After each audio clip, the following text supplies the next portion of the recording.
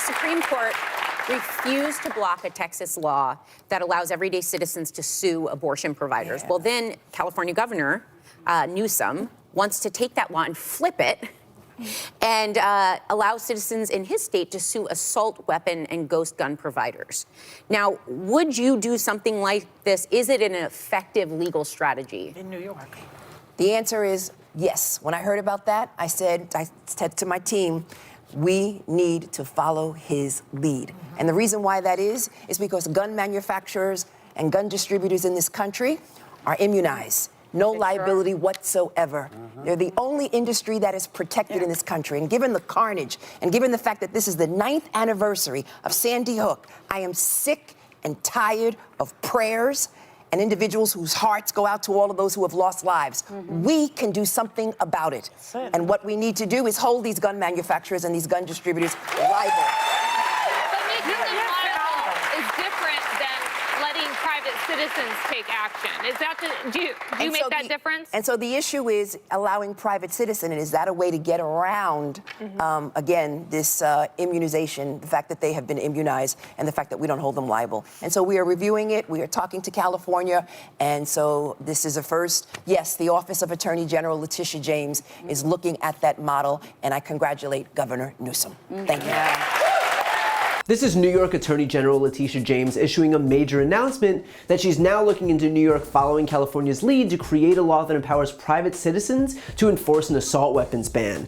Only days ago, Gavin Newsom's office tweeted, "If states can shield their laws from review by federal courts, then California will use that authority to help protect lives. We will work to create the ability for private citizens to sue anyone who manufactures, distributes, or sells an assault weapon or ghost gun kit or parts in California." And Newsom himself quote tweeted that, writing, "SCOTUS is letting private citizens in Texas sue to stop abortion. If that's the precedent, then we'll let Californians sue those who put ghost guns and assault weapons on our streets. If Texas can ban abortion and endanger lives, California can ban deadly weapons of war and save lives." In other words, Republicans were so desperate to twist themselves into pretzels to deny the will of their own voters and their well-established constitutional rights. And the Republicans on the Supreme Court were also so desperate to allow its own precedent to be skirted that they played along with Texas's little bounty system that effectively created a Wild West where anyone can sue anyone else and law enforcement will basically be replaced by a vigilante justice system. The Supreme Court was so eager to enact their theocratic ideology that they allowed that system to stand. Only, it turns out that abortion isn't the only politically charged issue in America. Because now, California and New York will both move to enact rights of action allowing private citizens to seek injunctive relief on the issue of assault weapons and ghost guns. After all, this is the system that the Supreme Court wanted. They wanted a system where judicial review could be skirted and instead private citizens would be deputized to sue anyone who doesn't comply with the political beliefs of whatever party's in power.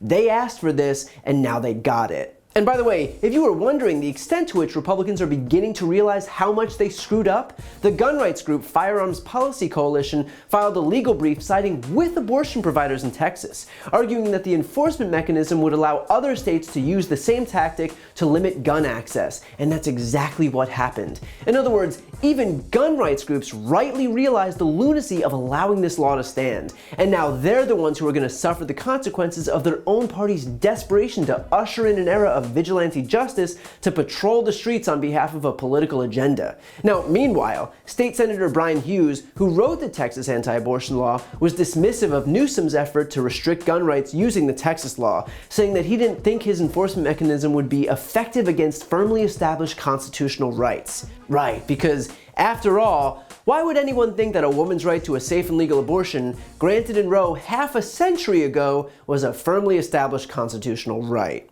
And while we're on the topic of firmly established constitutional rights, let's not forget that what California and New York are seeking to do is not to outlaw all guns, but to outlaw assault weapons and ghost guns, which, last I checked, were not included in any firmly established constitutional right. In fact, arguably the most conservative Supreme Court justice on the bench in 2008, Antonin Scalia, said in District of Columbia versus Heller, like most rights, the right secured by the Second Amendment is not unlimited. It is not a right to keep and carry any weapon whatsoever in any manner manner whatsoever and for whatever purpose. So I'm not sure where these Republicans get off thinking that they're entitled to automatic weapons or ghost guns or whatever else is on the chopping block now, but even one of the most staunch conservatives admitted that the Second Amendment does not entitle anyone to any weapon that they want. Turns out that these Republicans should have probably done their homework first.